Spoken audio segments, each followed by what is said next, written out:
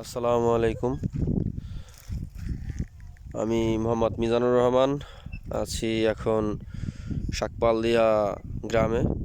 এটা হচ্ছে ফরিদপুর জেলার অন্তর্গত নগরকান্দা থানার তালমা ইউনিয়নের শাকপালদিয়া গ্রাম। পেঁয়াজের ক্ষেতে স্প্রে করা হচ্ছে।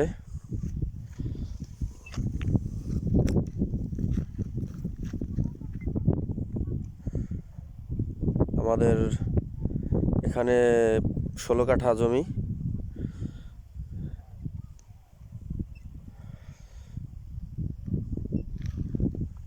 চারিদিকে দু চোখ যায় শুধু পেঁয়াজ আর পেঁয়াজ।